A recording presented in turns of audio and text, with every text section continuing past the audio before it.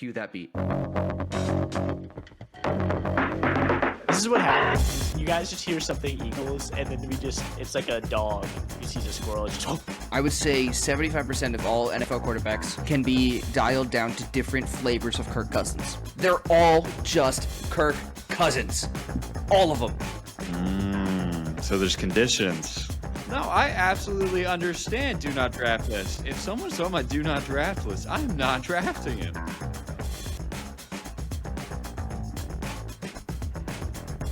What's up, everybody? Welcome into the Mind the Gap podcast, our last let's go before draft night on Thursday. By the way, stay tuned for what we're gonna do Thursday night. We have to react in some way. It might just be Monday, but we'll let you know. We're still got stuff planning on there, but our draft guide is going up freaking Tuesday night. By the time you're listening to this, draft guide is probably already up. Check out the links in our bio to access our draft guide and check out our website. Everything is up. We're so excited. It is Mock Draft 4.0, our last one. And I was going into this thinking, let's predict it, right? Let's put a name on it, stamp it down, print some receipts for later when we're we can be correct. And then Tyler said, nah. Tyler just said, we're going to do chaos. So we have zero sources in the NFL, basically, is what it came down to. So as a reporter, I was thinking, hey, normally I might try and source this out and say, okay, what is everybody thinking?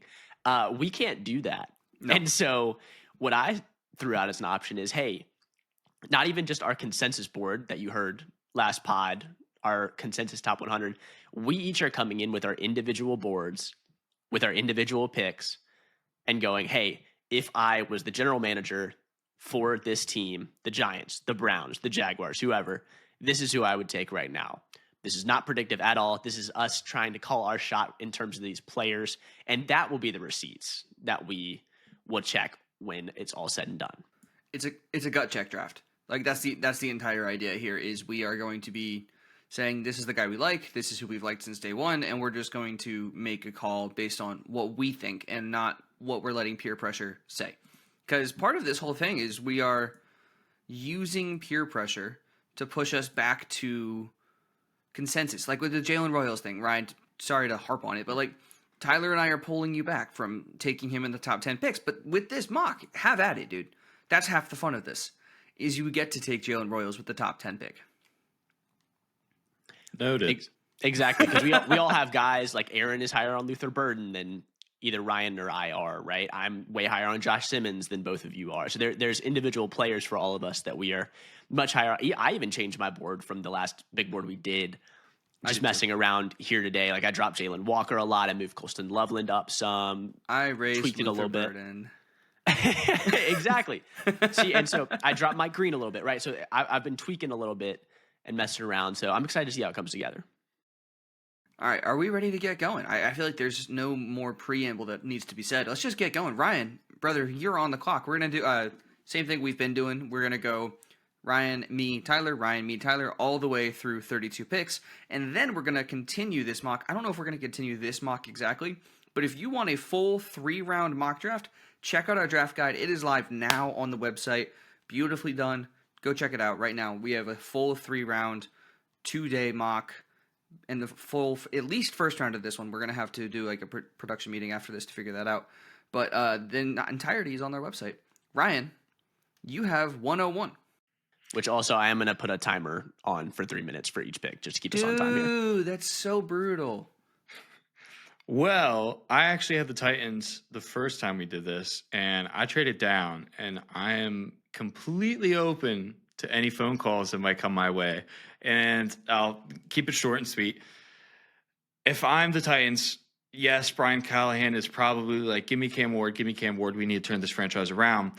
But guys, think they're probably going to be in the same position next year, and they could absolutely take a quarterback next year and fall between if they even want to, between the 5 and 10 range.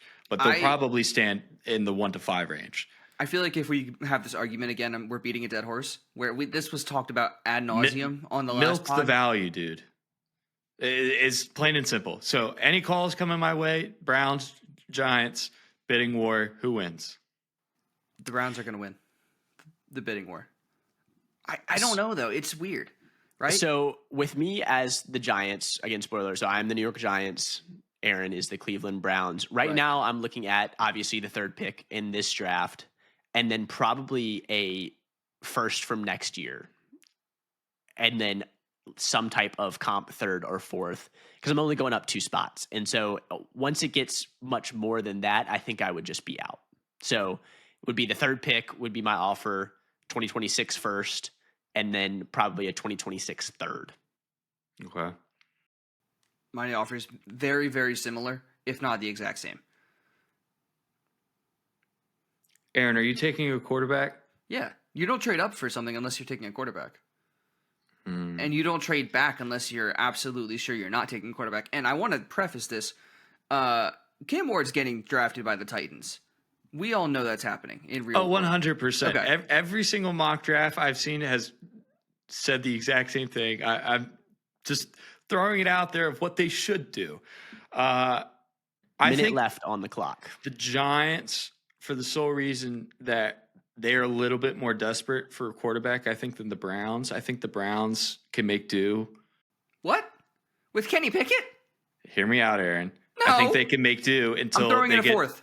until they get to the end of the first round, and then they trade back up. I'm throwing in a fourth. You're gonna give it all for Cam Ward. Not all, but I'll give you more than the Giants. I'm staying with my offer, and you got about 30 seconds. By all means, dude. All right. Browns trade with the Thank you. Tennessee Titans. Great shiz. Just take my offer. All right. So let me put this in the board real quick. I'll say so 2, 2026 first, 2026 third, and 2026 fourth. Can we make it a fifth? Great. I agree.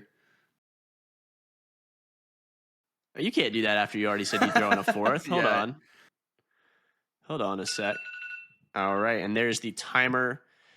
I'm sure we're probably going to just edit this. We are. Dude, I forgot that PFF is a complete jerk when it comes to... I forgot that their simulator doesn't let you trade anymore. What do you mean? Their simulator, the PFF simulator doesn't let you trade if you don't have premium. Oh, I see what you're saying. Yeah. It doesn't even say that the Browns are interested in trading. I know, which is so funny. In real life, they're not. But because everyone knows what the Titans are doing. Realistically, I'd probably take the Giants offer because I think they would offer more in real life. Because, I mean, again, they have Jamison Russ, so they probably want a rookie in there to establish a good basis of what the NFL looks like.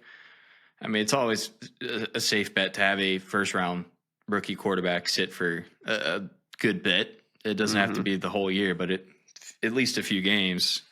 So he learns the tempo, learns the playbook, and then you can throw him in when he's a little bit more comfortable. But Aaron is just offering more, and I said milk the pick, which was my goal. If I'm the GM of the Browns, I'm desperate right now. I need somebody to sell tickets and just at this Cam Ward. We are overpaying for a palate cleanser. This is to just move us out of the Deshaun Watson era, and it might fail. It might be another name on the back of the list of the jerseys, but it is something different. And when you break up with the Knicks in a really toxic situation, you need something completely different. So I'm bringing in rookie Cam Ward, and I'm going to draft him with the first overall pick.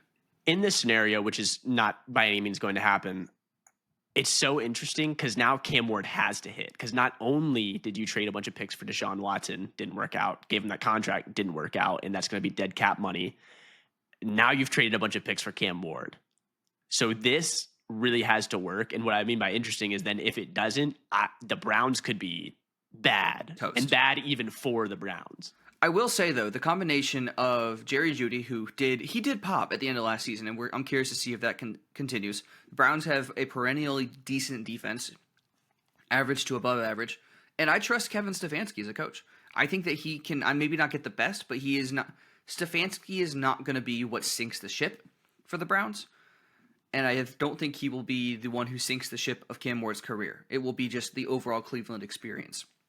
I think going into Cleveland arguably is a better situation for Ward than going into Tennessee when it comes to roster and coaching staff.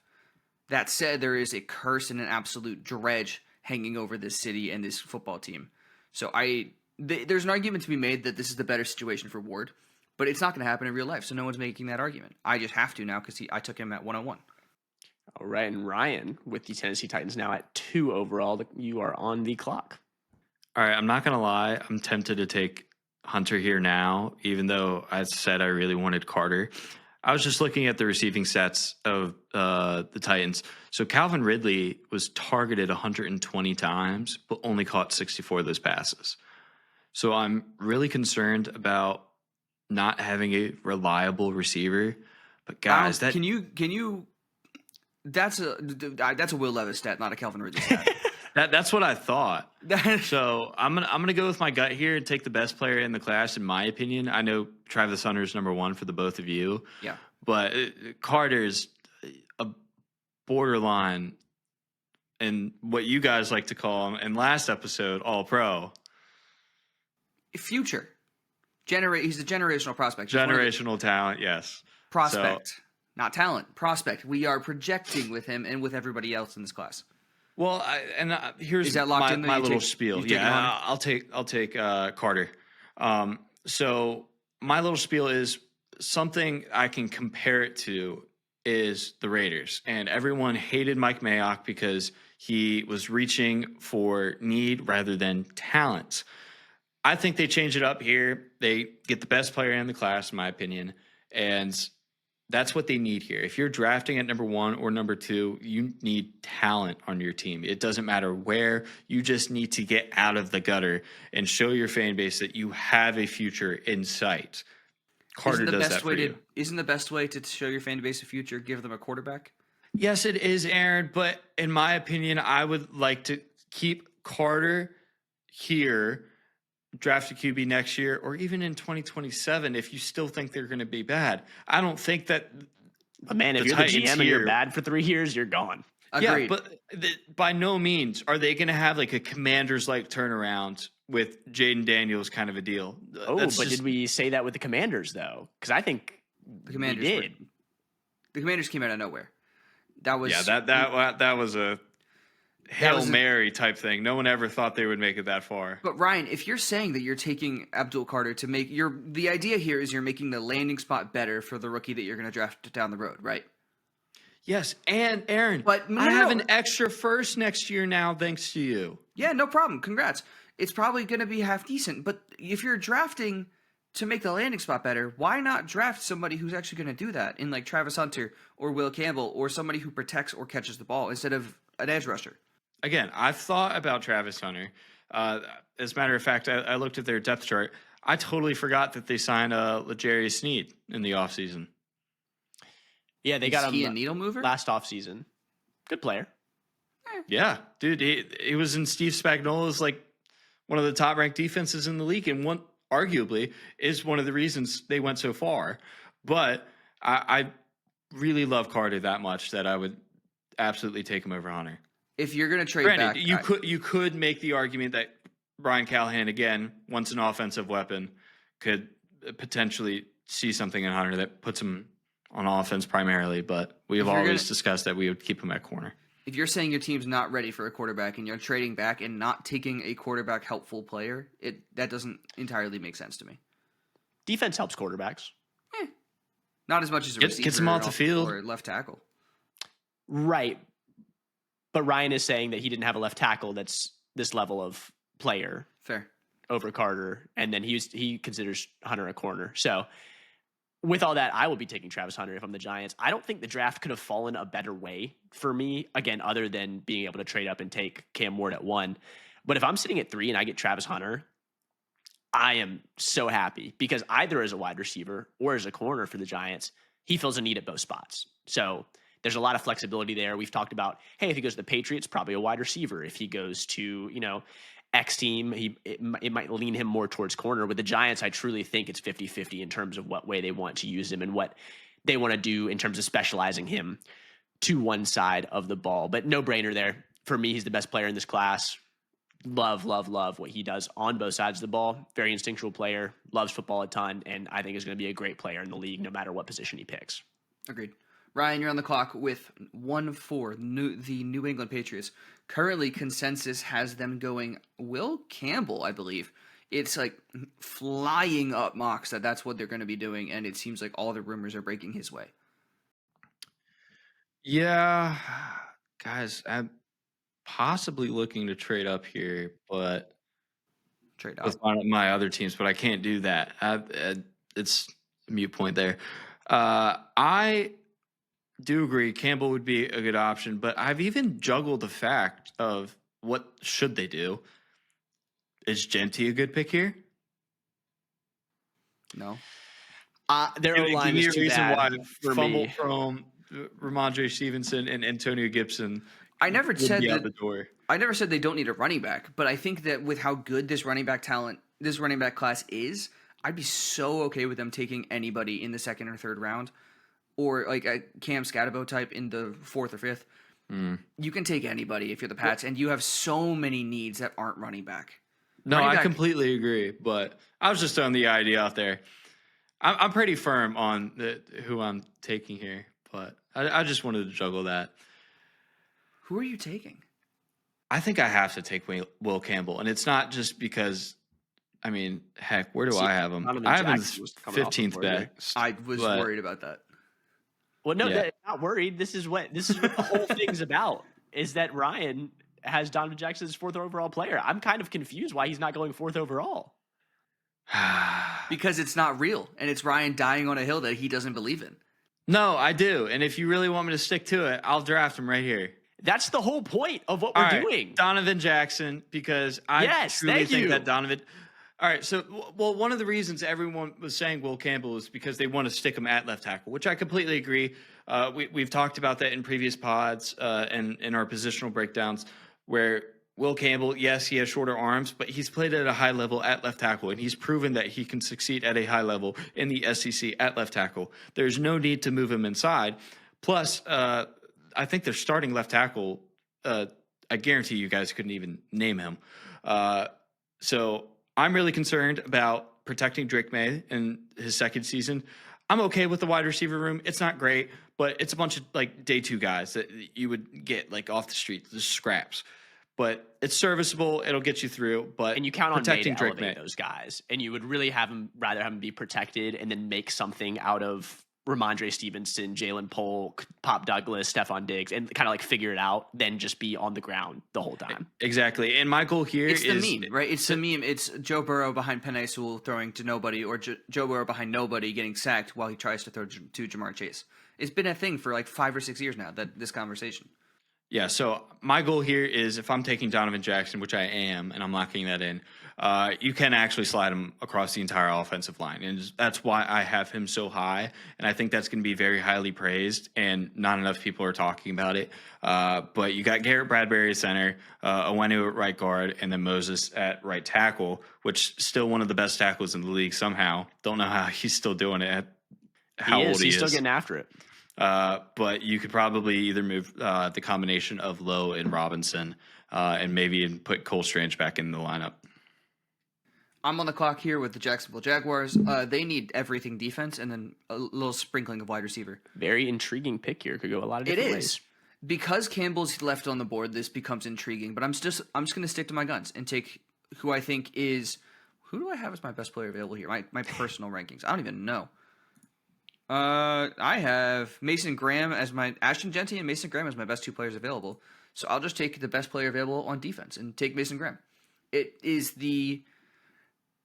a consensus pick, right? That's what everybody expects to happen, and that's what I think should happen for Jacksonville is they take an interior defensive lineman to replace not really to replace, but to kind of add to that defensive front. That could be pretty good if Walker hits, Hines Allen continues on his dominant tear, and then Mason Graham is to come in and wreck like we expect him to. And it's even a little bit of insurance for the report that was floated that Trayvon Walker might be on the So trade odd. block. Yeah. So, again, we don't know how much is actually in that, if it's real smoke with fire or anything. But if you are planning to trade Trayvon Walker, then it would be nice to slot in another top 5 pick on that defensive line. Right.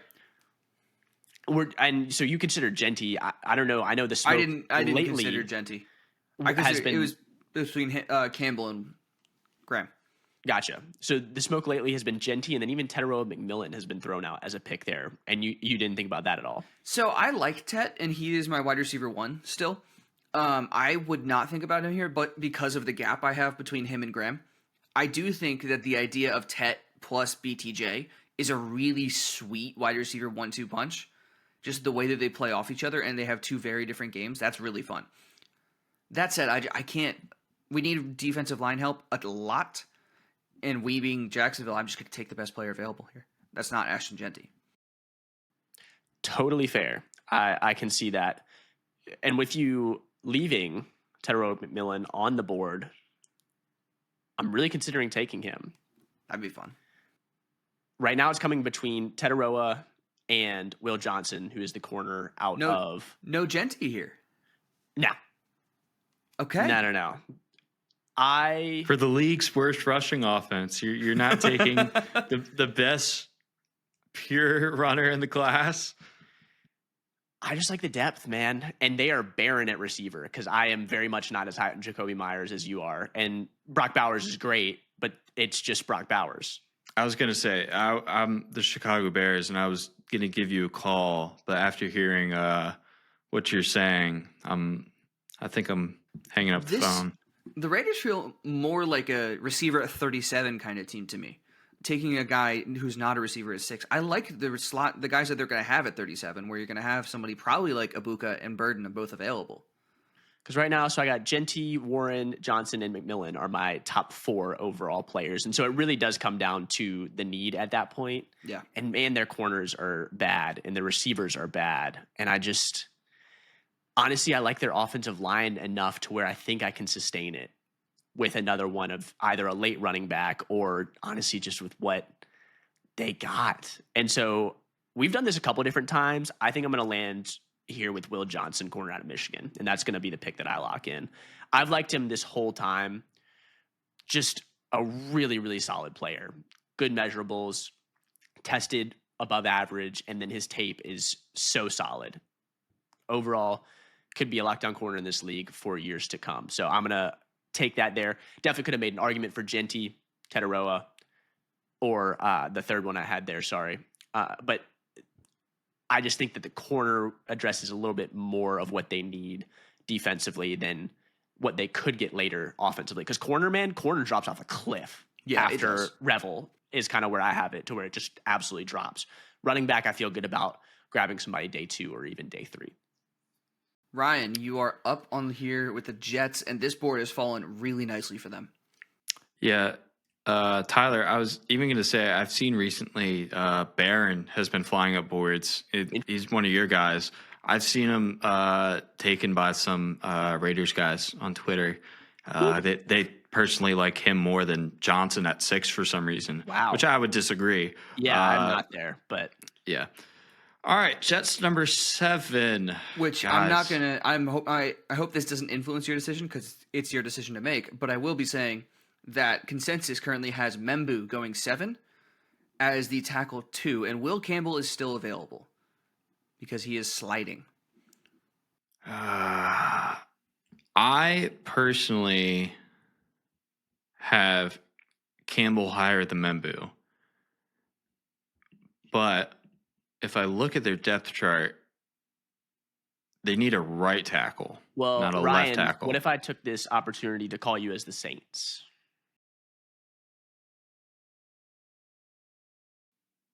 I think I would decline it and still take Membu. All right, Membu. So, Aaron, I was looking at the depth chart, and I mean, just in my head, they took Olu last year. Uh-huh. And they still have Vera Tucker, which I believe he can make do. But Morgan Moses did go to New England, and we talked about that just a second ago. I mean, Membu is up there and some of the best tackles in this class. So I would probably stick to my gut there. And I think, Tyler, you actually selected Membu in last mock draft to the Jets. So I applaud you for that. Yep, because we had Campbell go controversially to the Raiders at 6 and then Membu 7 to the Jets. So sticking with that pick there before we get to Carolina. I never really saw Membu going this high, but I do think the board felt great there, and I would feel comfortable as the Jets being able to pick between Campbell, Membu, and possibly even another position. Yeah, all the top tackles are there. I know even people have been coming out recently and saying that Banks is getting a lot more love than maybe the draft media is giving him. So you have your pick at this point of any of those tackles, just whichever one you like more. So I'm on the board now with the Panthers, and this draft is, I gotta be honest, kind of similar to what I expected to see for the Panthers. The interesting thing here is Will Campbell. Will Campbell is on my personal board 5. Don't do it, Aaron. Don't Why? do it. The generational fumble. Why? How was that? No. And every single podcast we have done, we have said one thing about the Panthers. Defense. Right, I hear you. You do not pivot away from your draft strategy now. Yeah, I do. Will Campbell's my fifth best player available. And he's if you have him a tier above any of the defensive players. I mean, they have Taylor Moton starting at right, and then Ike Ekwonu left. I don't know how I feel. Whereas the depth in the class, you can get any tackle you want day 2. Tackle depth is not good enough for. You want to talk about the linebacker depth? That's Take fair. Jalen Walker and run with it. Who's my best defender available? Shamar Stewart that's big board 1. You got minute 18. Tyler, don't rush me. Panthers gave up the most points in NFL history last year at 534. Jalen Walker.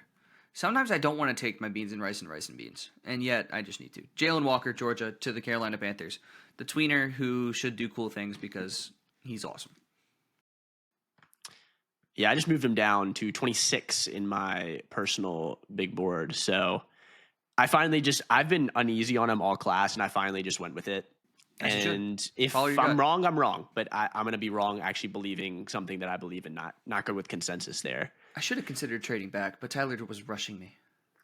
Well, listen, this is what it is as a GM, right? You got that limited amount of time. I'm now on the clock with the New Orleans Saints at 9. This is really interesting. PFF has needs at running back, wide receiver, D-line. They have running back as the first overall need, and I know Kamara is getting old, but I just would not – I'm not taking a running back. There are just some other needs there that I would say is above that. Now, wide receiver, I definitely think is a need, and Olave.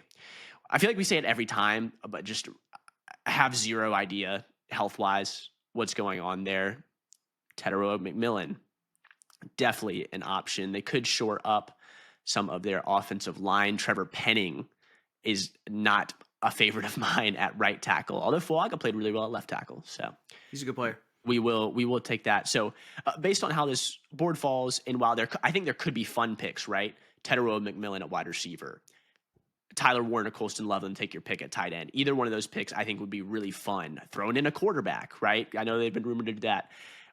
With Will Campbell falling to this point, and actually not Will Campbell, sorry, I'm talking with consensus like we usually do. I have Josh Simmons as my tackle 1. He just is so good. He's so sound. The knee has checked out. He did workouts. That's fine. So because I now have no qualms about taking him health-wise, he's my tackle 1. So I'm going to take Josh Simmons to the New Orleans Saints. I have a top 5 player that has just fallen to pick 10. Who's going to be available probably when I'm up with the Niners. So I will spoil. I was the Cardinals, and I was thinking about trading up, but I'm not really sure where Baron Browning fits in their defense. Right now he's supposed to be at linebacker, but I think he's going to be put on the line. And I want an edge player, so I was a little tempted to jump the Bears here and get an edge player, but I decided not to pull the trigger there, just to give you my little thought process there. But I am the Bears, and I am sticking to picking a D lineman here if Ashton Jetsy's not on the board. But Ashton Jetsy's on the board, and this board is falling perfectly for me. So we get Ben Johnson, his running back of the future. Give him a solid 4 or 5 years. Ashton Jetsy can perform at a high level. We already know this. So I don't know if there's actually no. There's a few. There's a few more teams that have perfect draft fits, but Ashton Jetsy to the Bears is just one of those that match made in heaven kind of a deal. Just an immediate large upgrade over DeAndre Swift. And it's tough because you did just give Swift a pretty hefty contract. I don't know the exact details, but it was 4 years, about $30 million, which for a running back is a pretty substantial deal. And now you're drafting over him. So that's not awesome, but you don't want to have that sunk cost fallacy where you go, okay, now we can't take this awesome player that we do think would make us so much better on offense and just give Caleb all of the weapons in just the best situation possible because you invested number one pick in him.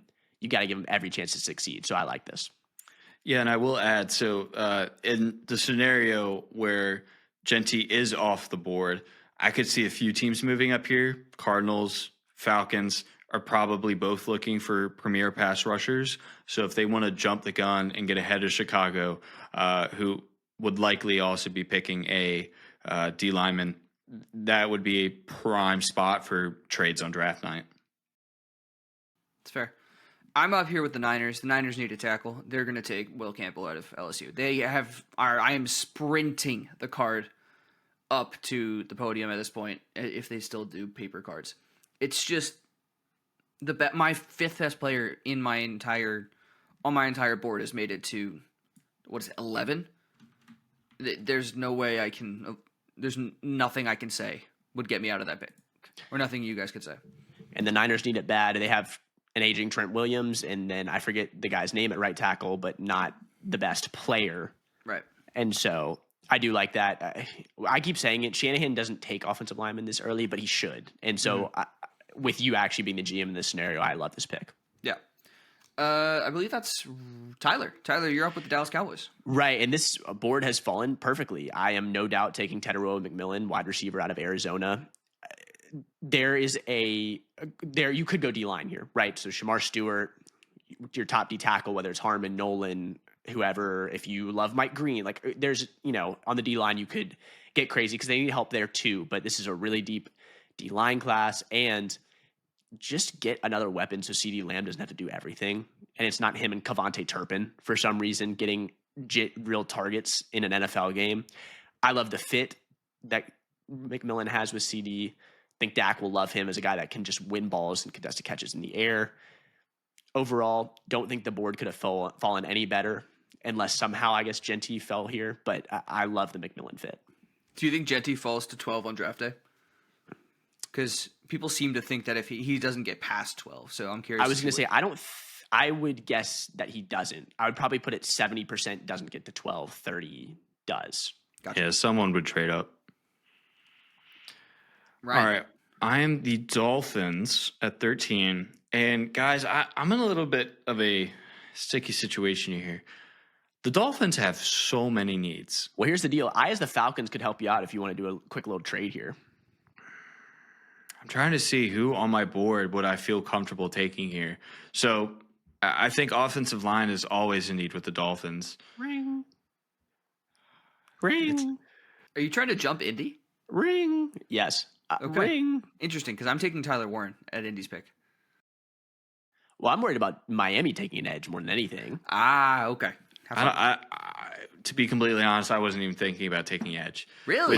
With the new Jalen Ramsey news, yeah, I'm probably going to stay pat here. I'm just confused more so than anything on what I want to do because corner is probably a need if Jalen Ramsey's on his way out. I could totally see a scenario with Dolphins get a late day 2, early day 3 pick for him on draft day. But again, offensive line's always a need, and defensive interior is also a need. So it's just a matter of what do you value more? And 2 minutes on the clock. Guys, I'm scrolling through here and trying to talk it out. You got the positions. You got your big board. Let's rock. Tyler's impatient. Well, I have Malachi Starks. It's probably the highest one that's Javon still Holland's on the gone. board. I do. I see that for sure. I was wondering if you were going to take Starks here. Because I don't like any of the corners, and the drop off is insane. You don't like Barron? I was going to say, so it would be Starks. It would be Barron and or top Ravel defensive and lineman. Morrison. Yeah. So one of the Starks, top defensive lineman, top corner. All right, I'm going to throw this idea out there. Or offensive lineman. They need O-line, actually. But Nolan? if he's your top defensive lineman. Does anybody like that? I have Nolan at 20. He is. I think he's my DT2 right now. I'm at 23. But Dolphins Where is he? Where's my pass DT2? rush sucked. Yeah, he's my DT2. You could. I just feel like you could also, value wise, it might not be the best selection, but this isn't about getting the best value. This is about having fun and going with your gut. You're the GM, dude. What would you do? How would you feel if you walked away with Walter Nolan with the 13th pick? Like you reached. I probably would. You're So then completely don't take right. him. 30 seconds left on the clock. Hmm. And if you don't make a pick in 30 seconds, we're going to auto PFF it, which is just whatever the top one left on, which is funnily enough Walter Nolan. But All right. So personally, I'm taking Starks. Consensus has Jade Barron going. I think Barron is absolutely a viable option here, but I like the versatility again with Starks. That feels like the right call for you. That feels like the correct pick if I was predicting what Ryan would do at 13. That's the first one I feel a little iffy about, but they have so many needs. I would absolutely accept calls and possibly trade down. Yeah. I called, Yeah, but I told you blatantly I wasn't taking an edge. which crazy GMing, but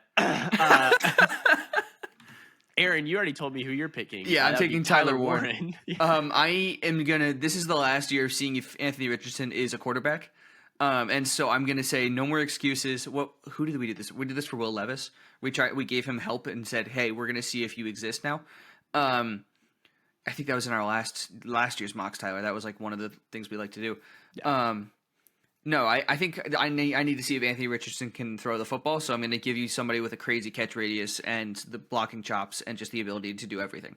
In Tyler Warren, helps the run game. Yep. You can even do some fun stuff on QB run with Warren arcing out, right, or slicing across the formation and blocking for Richardson more on the outside and some of those design QB runs that Steichen likes to call. So I think he's a very good fit there. Yeah.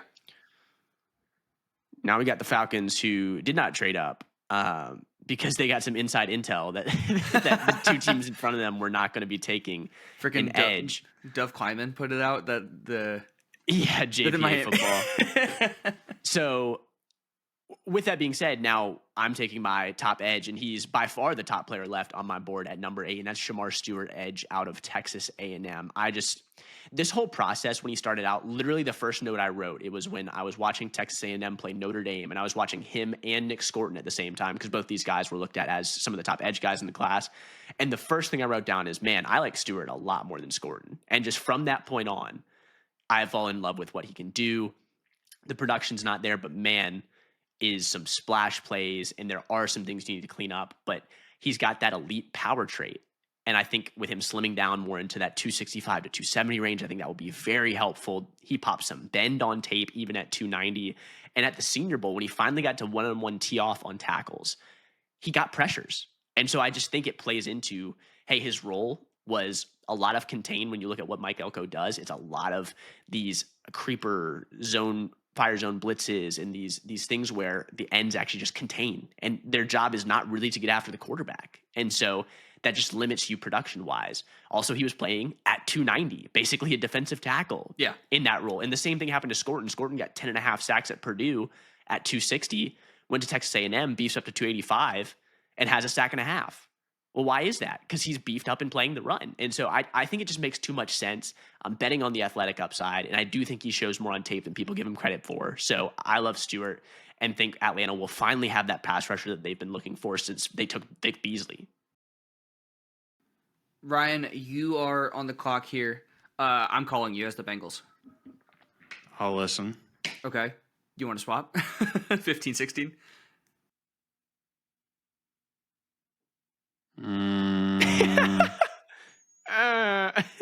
Sure.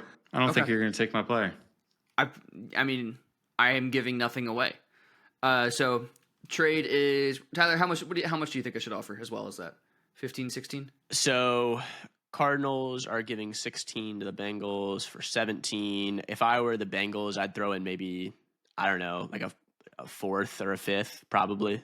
Cool. We'll go a fifth rounder. That sounds good. So the Bengals are on the clock here at 116.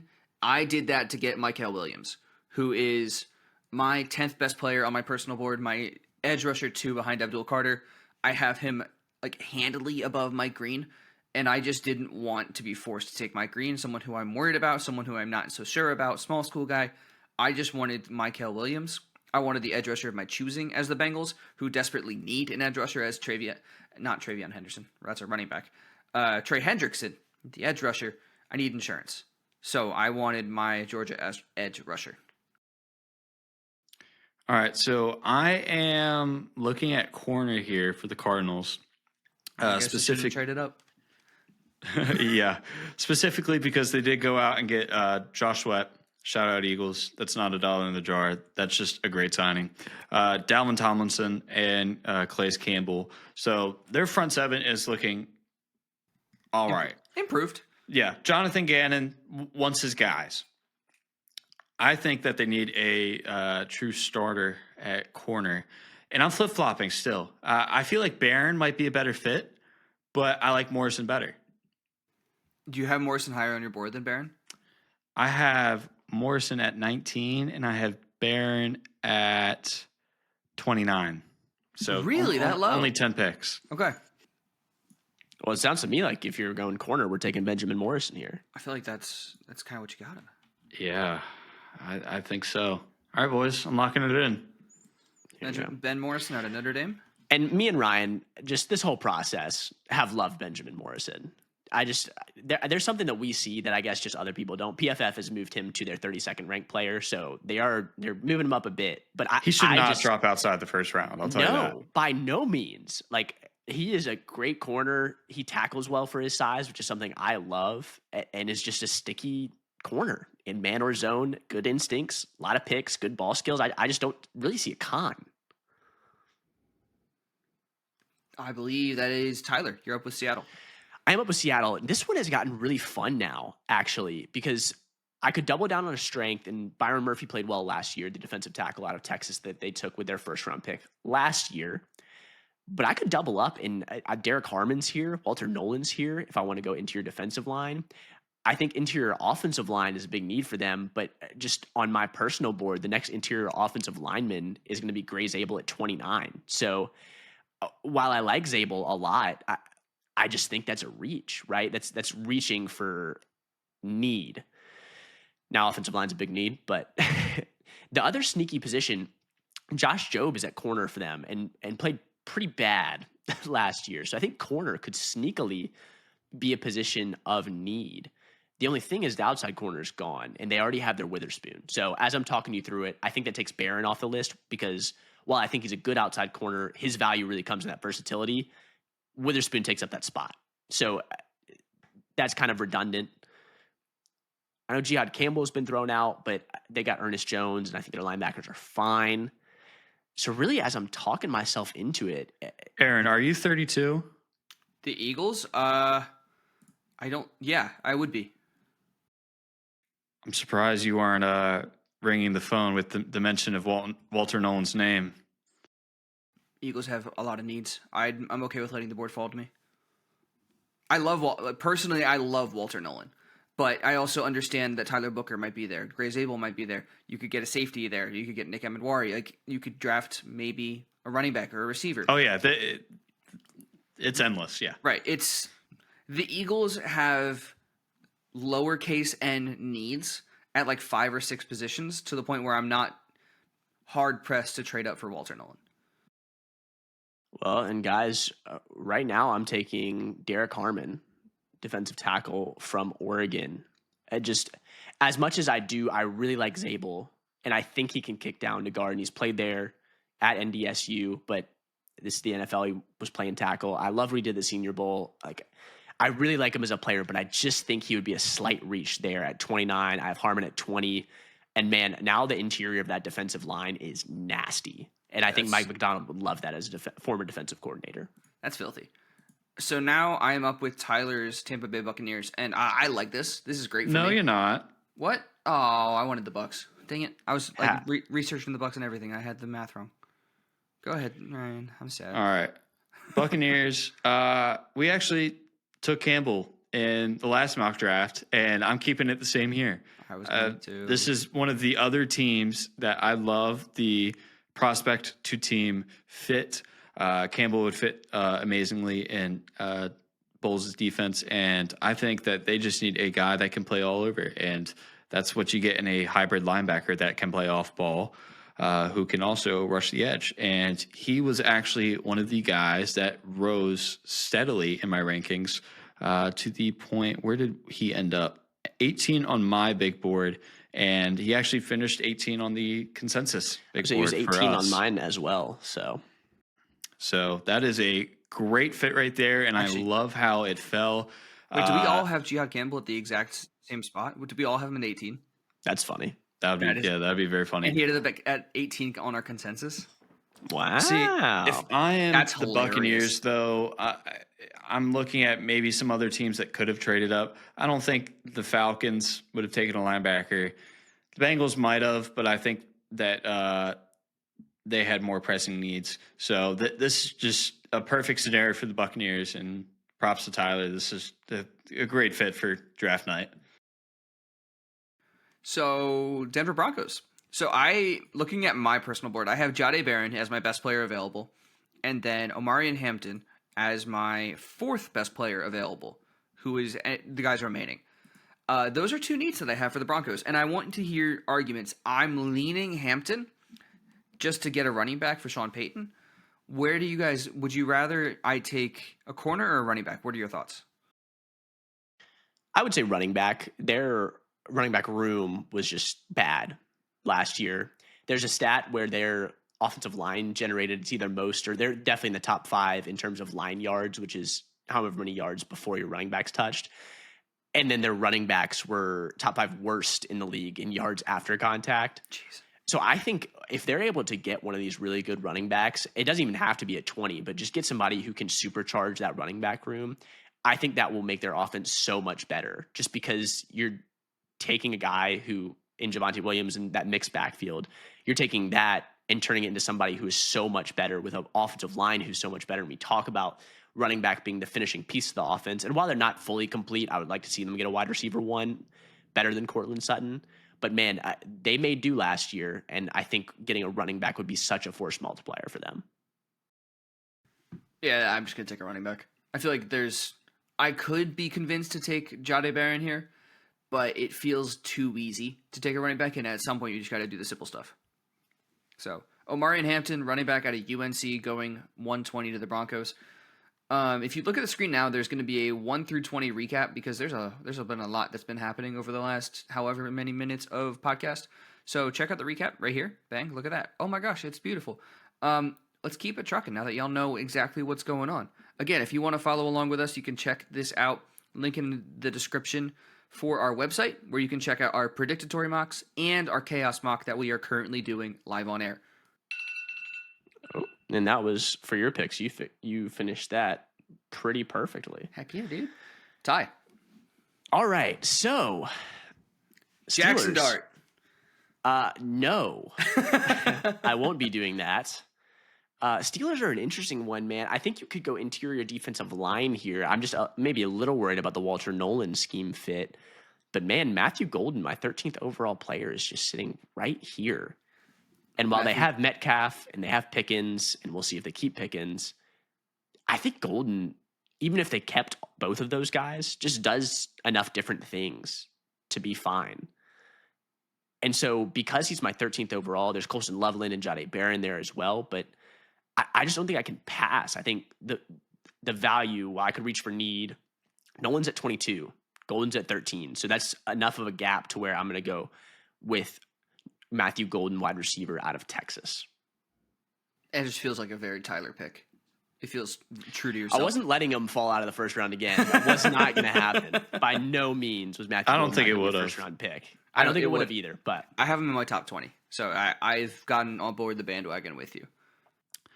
All right, so I'm 22 at the Chargers, and we've had the same guy drafted in the last few mock drafts, and that's Colston Loveland. And we've talked about Jim Harbaugh and his Michigan guys.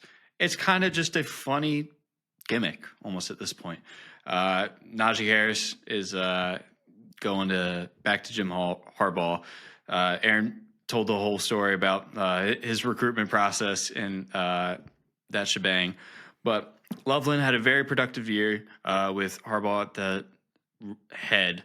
And I really do think that Loveland would give the Chargers offense a boost. In addition to that, gives Justin Herbert zero excuses not to exceed this year. So I think that's a win-win. You get a great versatile tight end that is going to exceed in the passing game. And I'm not worried personally about the down year this year, but I know some who are.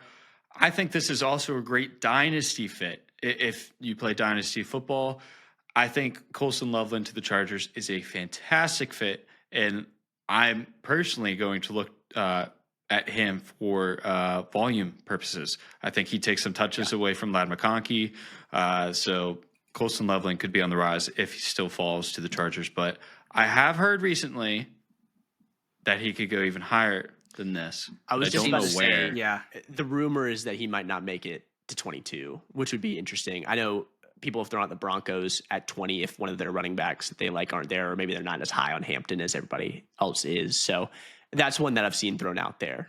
If Sean Payton isn't high on Amari and Hampton, I'll cook a hat and eat it. I don't know. It just feels like they feel like such a perfect match. Tyler, if Colston Loveland goes to the Chargers, does Ladd McConkey become available for trade? No, because I think instead of taking targets from Ladd, I think he probably just takes them from Quentin Johnston. Oh yeah, that's fair. I think that makes a little more sense. And Josh Palmer isn't on the team anymore, so there's targets to be had, I think, while still giving Ladd a good amount of them. I was just curious. We talked about Ladd and trades. Yeah. yeah. There's just dynasty some worse trades, players, not actual you know? real life trades, if anyone was wondering. Now, here for the Green Bay Packers. They need edge rusher, defensive back, wide out, as well as some other receivers. I don't think that they're not in a spot to take a wide receiver. Their wide receivers are too weird to take a receiver that isn't a surefire number one. So my conversation is either do I take a corner or do I take an edge rusher? And I have Jade Barron very high. So I'm just going to take Barron here and just keep it simple. Take who I have as the best player left on my board. Just a few spots ahead of Mike Green, but enough to warrant taking him here. Yeah, and with the big question mark with Alexander still, you still don't know whether he's going to be on the team come draft night. So that's an interesting thing to watch. I could really see him traded on draft night, but that would be a great fit there. So round of applause, Aaron. Round of applause, and yeah, we'll see if Jair Alexander will be on this team or not. My guess would be no, but That's where I'm leaning. It feels like he's going to get traded to somewhere where he can like compete for championships, like Buffalo, KC, Baltimore, one of the teams that needs a corner that wants to like push to a Super Bowl. I would say all of those need corners for sure, especially Buffalo. So Right. that was actually going to be my pick with Minnesota if you didn't take him there. It's something that we've mocked a couple of different times just as a versatile piece for Brian Flores to be able to move all around the field. I think that makes a ton of sense. But with him gone here, I'm actually going to zag a little bit. I think a lot of people have been taking defensive line to the Minnesota Vikings, and I totally understand it. They do need defensive line help for sure. But I think they also need some interior offensive line help. They signed Will Fries, and they signed, I believe it was Ryan Kelly. Yeah, Ryan Kelly. But that left guard spot, not great last year. Sneakily, everyone was really, really high on the Vikings offensive line. It was kind of just two really good tackles, and then their interior was brutal. And so with me bringing in an injured J.J. McCarthy, I really want to give him the best situation possible. And so to do that, I'm going to take Gray Zabel out of North Dakota State. Now we're getting to the range here where, okay, I'm a little more comfortable. Didn't they just spend a lot in free agency? On a center and then one of their guard spots. Yeah, Will Fries. Right. They and so gave I'm him like getting the 88 other, million. Right, and then I'm taking this for the other You're guard spot. going to address the left guard position? Okay. Yeah. Because Zabel's kicking down to the interior. Yeah. Right. Like that's kind of been, some people have said center. I think you probably have to go guard. Like I know Graham Barton went from tackle. Zabel the one who played at all positions, all five during the Senior Bowl? He did in the Senior Bowl and then played at 4 of the 5, I believe, in college. So he's a movable piece. I had him kicking down from left tackle to left guard anyway, for sure. And so I just want to get, now I have 5 offensive linemen that I can feel really good about.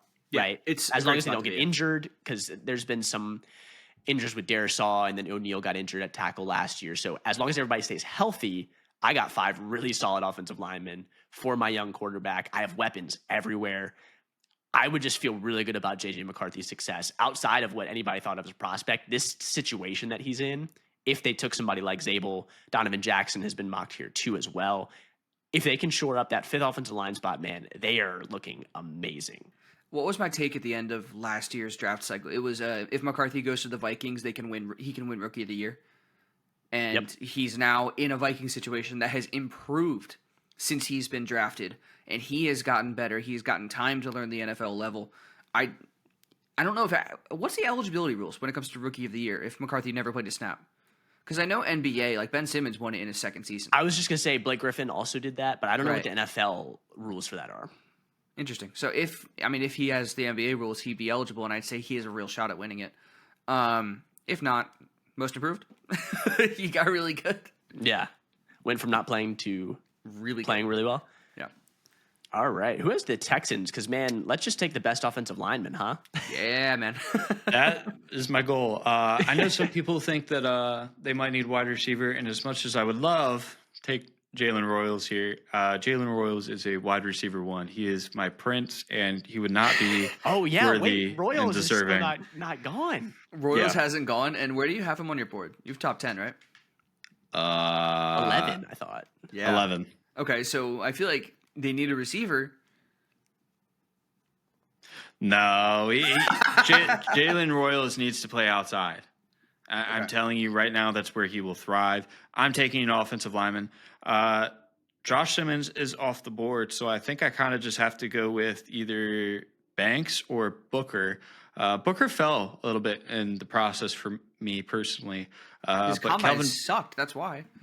Kelvin Banks would be at 33 overall for me. I think Kelvin Banks does slide to guard, in my personal opinion. I know some might disagree, but I think that is one of the transitions that does happen. I'm with you. Yeah. I think that the Texans, not even just the pass protection, run blocking was atrocious towards the end of the season. Joe Mixon, I thought, was one of the best running backs in the played league really in well. the very beginning of the first season. But towards the end of the season, I think it just got sloppy. I don't really know what happened, but he couldn't get anything going, and I would like to blame that on the offensive line. So getting some offensive line for run blocking purposes, and then the pass blocking, protect C.J. Stroud, it can't go wrong. So I'm going to pencil in Kelvin Banks. Heck yeah, dude. Keep Texas in Texas. So now that is round 1, pick 25. That gives us 7 picks remaining in this first round. I can't count. 7 or 8? I don't know. Okay, question. You might have to edit this out, but are we going to, for round 2 and 3, still do the same teams instead of 1, 2, 3, 1, 2, 3 kind of a deal? That way, like, for instance, the Titans pick 35, it looks like, but in reality, That was Ryan's team. it was my team. So do you want to do it like that?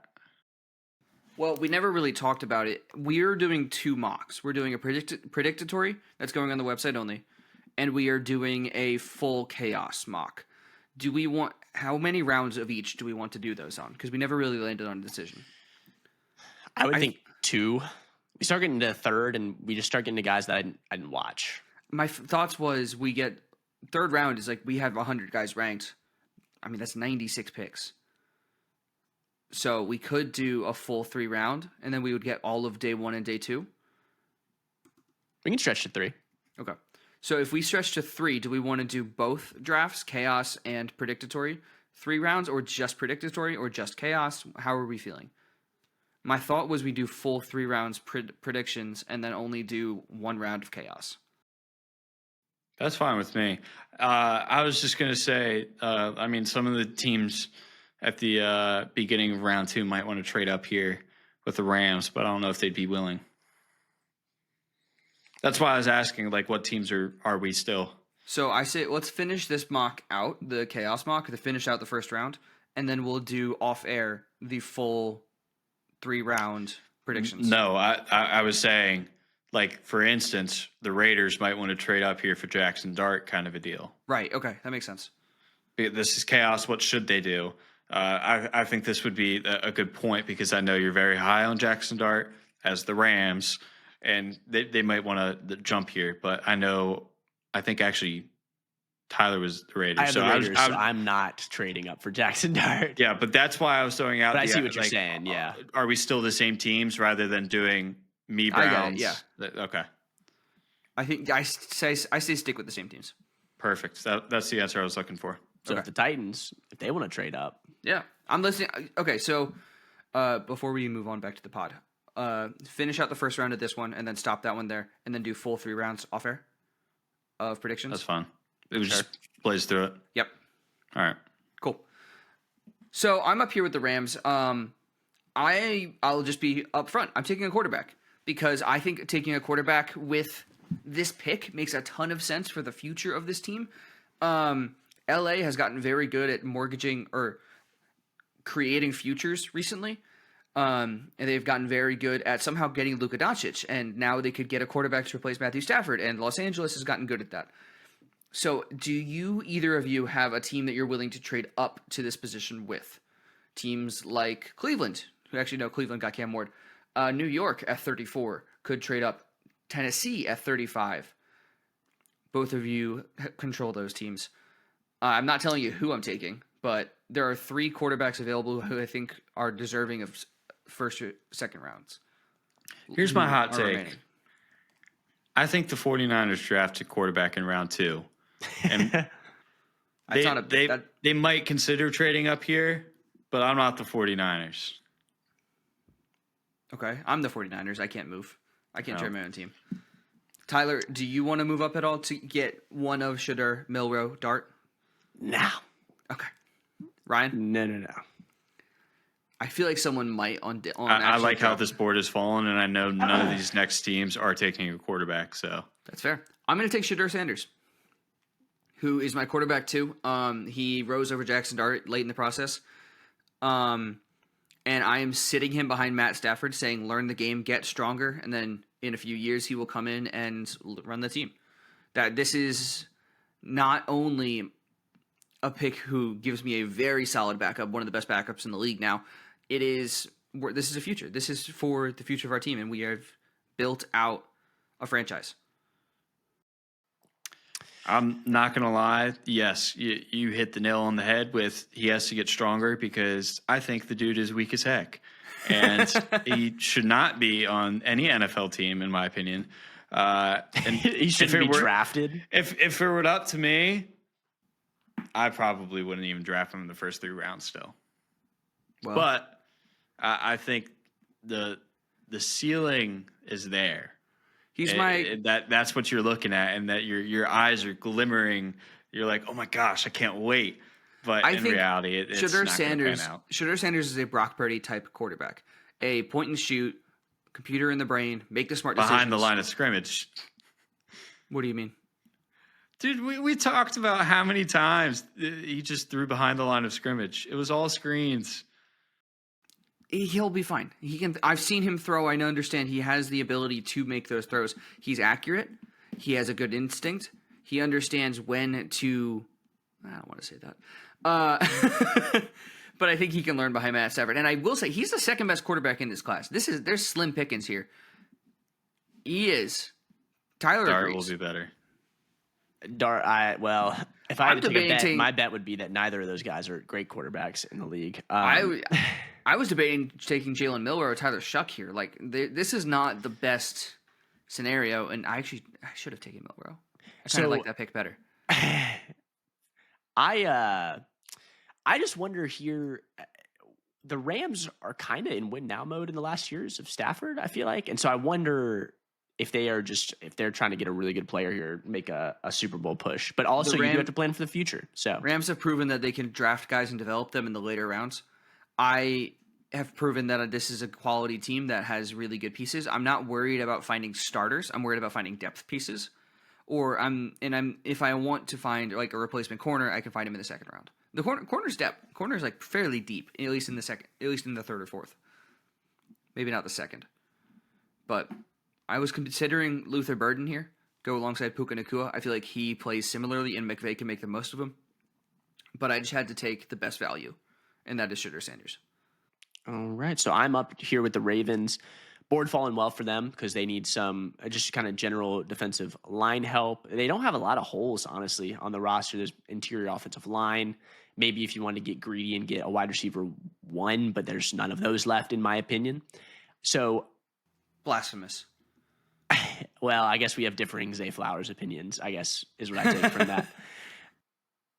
But what's nice is I got Mike Green, number 19. Right now, he's my number 1 overall player. And then Walter Nolan at 22. So I think either of these guys are very, very in the range of where you could take them here. And just looking at some of their needs, I'm going to say that defensive line, the interior defensive line is just a tad bigger of a need for them. So I'm going to go Walter Nolan, defensive lineman out of Ole Miss. Guys, this is insane. I was thinking about trading up as the Lions, but I don't Fell need right to you. Yeah. Mike Green. So I have the ability. So any of the edge rushers, Mike Green's available. James Pierce Jr. is available. Who else? Scorton was actually the pick in our first mock. Feels early for Scorton in retrospect. Maybe a tad, but I don't think really. I mean, I have him 28 on my big board. But how this board has fallen, most certainly. I'm taking Mike Green. In all honesty, I don't really know how he pairs with Aiden Hutchinson, but having 2 ferocious edge rushers is never a bad thing. So, freak athlete, insanely fast, can't go wrong, right? Unless he gets hurt. Unless he gets hurt, that's the big question. Is Mike Green going to survive to make it 17, 18 games? I'm on the board here with the Commanders. Commanders need corner, but Trey. This is a weird spot because you could take Revel, Amos, Thomas. The best player I have left on my board would be at least I have Amos at 27. Actually, yeah, this is about right for Amos. Yeah, let's do it. Trey Amos, corner out of Ole Miss. I think that was for Ryan's timer, but I'll take it. That was, yeah, sorry. I was not resetting because I was trying to select Trey Amos here. Great pick, though. I think we all have come around to where he should be a first-round pick, and we're a tad higher than consensus, which I like. Yeah, it's fun. So, Ty, you're up. And I took probably who you were going to take. Let's see, because I think I am going to take corner here just because edge, there's a bit of a drop-off for me. Not insane, but my edge 5 is James Pierce Jr. at 33. I really wish, honestly, that I had the Chiefs because I don't think either of you are going to take Josh Connerly Jr., and I want to talk about him because he was one of my biggest risers post the big board. Or I might have actually I threw him in before the big board episode, but he's at 25. I'm not going to take him because the Bills have 2 good tackles, so it doesn't make a ton of sense. So I am going to go Savone Ravel, corner out of ECU, because he is my corner 5 and is pretty close here. And this is where that drop-off is. Like, I like Amos. I think he's worthy of a late first-round pick. But, dude, once you get past Amos and Ravel, for me, there is just a stark drop-off where it goes to I'm scrolling right here. Man, I'm scrolling a far way down. I'm higher on Thomas than either of you guys are. So I'd consider Thomas as like a early second, late first guy in this same tier as Revel and Amos, maybe like definitely behind them, but in the same tier. So I'd consider Thomas, but I think there's a steep drop off after Thomas. Because for me, my next corner is Darian Porter. That's at 63. Right. And so right now I'm taking Where do a you have corner. Thomas? He's in my 70s, I believe. Really? Okay. Hairston. Where's AZ? Yeah, 79, corner 9 on my board. Also, I'm pretty sure it's Siobhan Revel with an H. So I've heard this both. is getting cut. So say No, I've heard both because then people started saying Savone and making fun of it because it's got an H. Let me see if I can find a pronunciation because I'll redo it if not. You don't have to redo it. I say we just move on. But Okay. I was just curious what you thought. Ryan, I believe you're up next with KC. Yeah, I'm thinking about possibly throwing Tyler a bone and taking Josh Connerly Jr. here. Hey! But he's 47 on my big board. He was not as high. He's 42 for me. So I'm a little uncomfortable there. But guys, there is so much value on this board. Mm-hmm. Jalen Royals still hasn't gone. True. But That's I mean, accurate. That's about right. I feel like he would have clashing play styles with Rice. So, Dude, but he's your 11th overall player, you know? So at this point, he should have gone higher. you're picking. Is the problem. Oh, guys. Okay. Dude, listen, all I'm saying, KC definitely needs a weapon. Travis Kelce's a year older. Rashee Rice is coming off an injury and random legal troubles. They have pretty much no one else. And he's your 11th overall player. Plus, you said he plays on the outside. Rashee Rice plays in the slot. So. Okay. Royals, Scorton, Kenneth Grant are all on the table, I think, here. Just in terms of value. I haven't even looked in the 40s beyond Connerly. Guys, I think this... I don't know. Dude, know. If you truly, honestly, okay, level with me here. If you truly think Jalen Royals is the 11th best player in this class, truly, then you would take him right here. You would take him. All right, you have all to. right, I will. Stand your ground. In reality, I think he should go a lot higher, and I could see maybe even Dallas drafting him. But yes, dude, let's go. I'm not lying, guys. Jalen Royals, I see the future. Tyler's just trying to pull the craziness out of you. No, well, I want him to be able to stand on what he believes because we have gone after Jalen Royals on this podcast a fair amount, I would say. But this is where we're supposed to be the GM. He averaged out to 36. If Ryan because wants you had him at 11. and if Ryan thinks he's the 11th best player in this class, and it's the pick 31, and the Chiefs have needs on the line of scrimmage for sure. If the consensus 11 falls to 30, people are going crazy. What's going on? Him. Is he on drugs? Is he in a game? I just didn't have a team that needed him. That is a quirk of this, is that with different in the ratings that we have, we have players obviously that are higher for each other, but like Luther Burden, Aaron is way higher on, but Aaron just hasn't had teams that take wide receivers at this point, and so Luther Burden hasn't gone. Same thing with Royals. I considered it with the Rams. Connerly with me. I really considered it with the Rams because I feel like he does play well alongside Puka, and I think Sean McVay could get him open. Looking back on it, I don't know if I want to redo that pick, but I want the Rams to have 3 picks in that spot so I can take Shedeur, Milroe, and Luther Burden. Get crazy. But regardless, the Chiefs, I feel like Worthy's almost always on the field. I don't have his snap percentage right in front of me because I really wasn't thinking about taking a wide receiver here.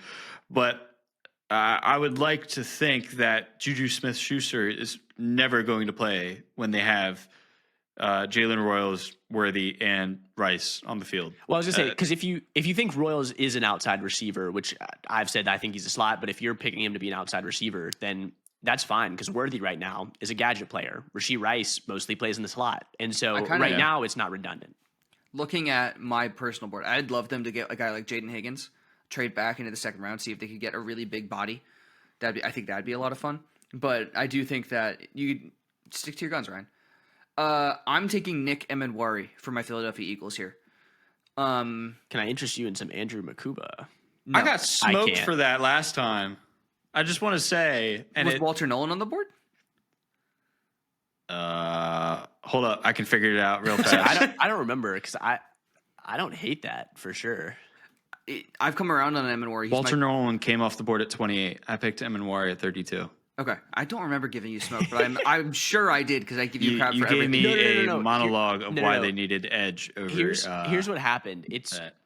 We were talking about Emenwari, and then one of you, and I think it was Ryan, was like, Eagles would be a good fit, and then we gave Ryan $1, but Ryan was mad because we didn't give Aaron $1 for a different thing that was similar. That was the conversation. We're just bringing up past mistakes now. I like Emenwari. I think the Eagles lost CJGJ. They got lost to Gardner Johnson to the Texans in a trade. Still an odd move, but in Howie we trust, right? And I think that there are arguments here for interior defensive line, exterior or edge on the defensive line, as well as right guard and safety. On my board, I'll just give you guys a peek behind the curtain of who's left. Yeah, Luther James Pierce Jr. and Scorton are both there. Right. I have Luther Burden as my highest player available, but the Eagles don't need a receiver. I have Kenneth Grant, but they don't need a pass or a run-stopping defensive tackle. I have Emeka Ibuka at 26, and then I have Nick Emenwari at 28. So then everyone behind him, Banks, Pierce, Scorton, Henderson, Ezeraku, Iman Mielen, Higgins, all of these guys I do have in the next 10, 15 guys, but my board has gone pretty much, like my 1 through 21 are all gone. And then... Yeah, I'm 1 through I'm 23. And then that's when we get into Ibuka, Connerly. Right. Luther Burden is 30. Tyler Williams. I have James Pierce Jr. at 14. Okay, you're higher on him than I am. I have him at 31. Wait, hold on. Whoa. Or I guess, did you have Mike Green higher than that? Me? No, Ryan. Because Ryan I had Mike Green at 12. Okay, wow. Yeah. Wow, so really? Yep, I stood on that. I'm just, yeah. Well, that's totally fair. I was just trying to see how he They was have 14 for you barely moved lasted. since the edge process. Where do you have Mike L? Positional breakdowns. This is funny because Tyler and I were talking about this. There are some groups where they're back to back to back. It's Mike Green 12, Michael Williams 13, and James Pierce Jr. 14. The groups. Wow. When you can't really Yeah, pick. it's insanely close for me. I'm at with Island- tackle, though. I have Josh Simmons 9, Armand Membu 10, and then Will Campbell 11. So I landed with a heavy difference between Michael and Mike Green. And then So, Pierce is in falling. my opinion, Pierce might have gone there. Yeah, no, I think that's a but- fully viable and defensible selection. I just am taking the best player I have left at a position of need. for sure. And they have a good rap sheet for turning around players with some character issues. They do, and I like giving Fangio's defense is kind of surgical in that it's very maintain your zones, be a Zach Bond, be a Reed Blankenship. And I'm giving Vic Fangio, I'm giving him a missile of a player who likes to get upfield, who likes to hit people, who kind of needs his brain fixed. But if there's anything, I'm giving him an athlete more than an intellectual in Emenwari. That's not to call Emenwari stupid, but he plays more of an athletic game than he does an intellectual or IQ game. But I think he fits the Fangio system well. Yeah, plus, I mean, if we're just talking about purely fit, they already have a speed rusher, and that's Right. no one. So I was just about to say that is how many small edge rushers can you take before it does start to become an issue? Well, That's why I James like- Pierce is 6'5". But he's 240. Yeah. Yeah. So they would probably need a power rusher on the opposite side. But that's why I took Mike Green to 28 to the Right. Lions, because it mixes speed with power with Aiden Hutchinson. The Eagles have a lot of lowercase needs, like lowercase end needs, whereas the Browns have a lot of uppercase in all caps end needs. And it's just interesting. I think 32 is more interesting than it has been in recent years, at least in my personal opinion. I don't know if that's belongs in the Eagles jar, but Tyler, am I right that 32 just feels like a turning point? I don't know if it's more interesting as much as good as the Eagles roster is. They do have a lot of different positions that they, like you said, lowercase need. And so it's not this glaring, if we don't have somebody here, we're going to be bad at safety or edge or, offensive line, wide receiver. I have people throughout wide receiver 3, right? It's not if you don't get those positions, those rooms or those position groups will just flat out be bad. But there's a lot of them where, hey, we can maybe take this from above average to a real strength or a top 5 unit in the NFL. And there's 4 or 5 spots you could do that. And so I think that might be kind of what you're getting at in terms of it being intriguing, is even when the Chiefs won last year, it was, hey, they probably got to take a tackle, right? Yeah, and then they did. They need- took Suamataia, Kingsley. Yeah, and so they were more pigeonholed in terms of what you thought they had to do. It was, at that point, it was weapon or tackle, and they needed to take one of those 2 positions. But And with they the took Eagles, both you have a with little Worthy. right. So with the Eagles, you have a little more diversity. Well, that wraps up our 1 through 32 chaos mock draft. I hope you enjoyed it, and just hearing our unbridled opinions, kind of like a purge mock draft where just anything goes. I know there's people who do like take purges and that kind of thing. This isn't to steal that from them. It's just like everything went. It was chaos. I mean, Jalen Royals went in the first round. Donovan Jackson went 4th overall.